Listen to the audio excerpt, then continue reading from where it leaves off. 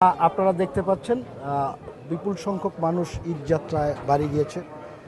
অধিকাংশ মানুষকে আমরা বাড়ি পৌঁছে দিতে সক্ষম হয়েছি, বিশেষ করে নৌপথে যারা গিয়েছেন, সদরঘাট, আমাদের বসিলা ঘাট, শিমুলিয়া ঘাট, পাটুরিয়া ফেরিঘাট সহ।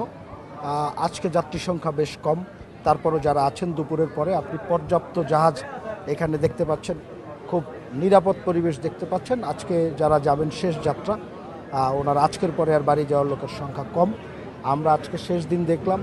আগামীকাল থেকে আমাদের লক্ষ্য থাকবে ফিরতি জাহাজগুলো, এবং আমরা আগামীকাল থেকে এইখানে যেভাবে আমাদেরকে প্রত্যেক দিন কাজ করতে দেখেছেন, আগামীকাল থেকে একইভাবে আমরা বরিশাল টার্মিনাল, চাঁদপুর, তারপরে ইলিশা, পটুয়াখালী, হাতিয়া, যতগুলো আমাদের নৌবন্দর আছে ওই দিকটায় প্রত্যেকটা বন্দরে আমরা থাকব, এবং প্রত্যেকটা বন্দর থেকে আবার যাত্রীরা যেন নিরাপদে ঢাকায় এসে তাদের কর্মস্থলে যোগ দিতে পারে নৌপথে, সেই বিষয়টি আমি এবং আমরা যারা মন্ত্রণালয়ের দায়িত্বপ্রাপ্ত যারা আছি আমরা সবাই নিশ্চিত করার জন্য সার্বক্ষণিকভাবে ঢাকায় ফেরত আসা পর্যন্ত আমরা কাজ করি।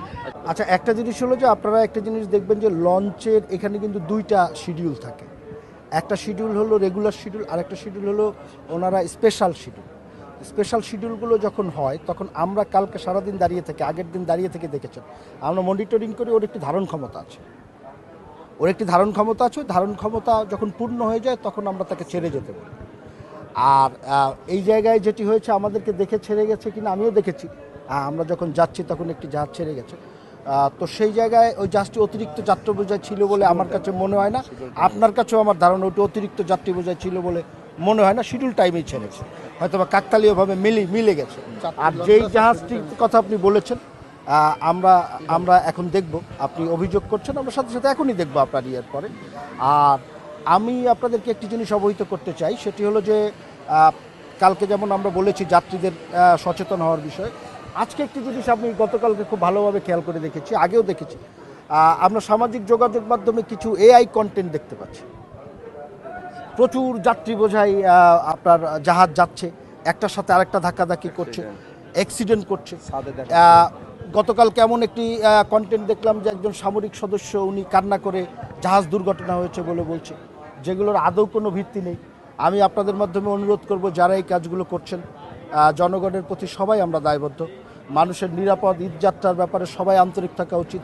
এই বিভ্রান্তিমূলক প্রচারণাগুলো যেন না থাকে, এবং আপনাদের সংবাদ মাধ্যমে যারা আছেন আপনাদেরকে অনুরোধ করবে এই বিষয়গুলো সম্পর্কে আপনারাও একটু জনগণকে সচেতন করবেন, কারণ এগুলো গুজব তৈরি করতে সহায়তা করে এবং মানুষের মধ্যে বিভ্রান্তি তৈরি করে। আমাদের আবহাওয়া অধিদপ্তরের যে তথ্যগুলো থাকে, যখন যেটা আমরা পাই সাথে সাথে সেটি জাহাজগুলোতে সরবরাহ করার ব্যবস্থা থাকে।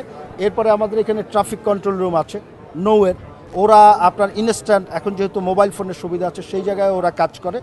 আমরা অন্যান্য কিছু মাধ্যমেও আমরা যে কাজগুলো করি, এবং আমরাও পরশুদিন সারা রাত্র সজাগ ছিলাম। 2 নম্বর সিগন্যাল ছিল, হঠাৎ করে ওয়েদারটা খারাপ হয়ে গিয়েছিল, একটু ঝড়ের কবলে পড়েছে, বাট মেজর কোনো সমস্যা হয়নি। আজকেও যেটি এসেছে এই সিজনে এটি অস্বাভাবিক কোনো বিষয় না। আপনি শুনতে পাচ্ছেন আমাদের এখান থেকে অ্যানাউন্স করা হচ্ছে, ঠিক আছে, যে 2 নম্বর সতর্কবার্তা বিদ্যমান আছে। জাহাজ যদি আরও আবহাওয়া খারাপ হয় সেটি আমরা বিবেচনা করব যে কখন বন্ধ করব। আপনারা জানেন এর মধ্যে আমরা পাটুরিয়াতে বন্ধ করেছিলাম কিছুক্ষণের জন্য। তো এই আবহাওয়ার বিষয়টি আমাদের সবসময় মনিটরিংয়ে থাকে, এটি এবং থাকবে ইনশাল্লাহ। আমরা চেষ্টা করব সব। এখানে হলো আমাদের কোনো ঘাটতির জায়গা ছিল না। আপনারা দেখেছেন, আমাদের সাথে গিয়েছেন, ঘাটগুলোকে সম্পূর্ণ প্রস্তুত করেছি, আমরা জাহাজ দিয়েছি, এবং আমরা সঠিক সময়ে জাহাজগুলো অপারেট করেছি। সমস্যাটা কোথাও নেই।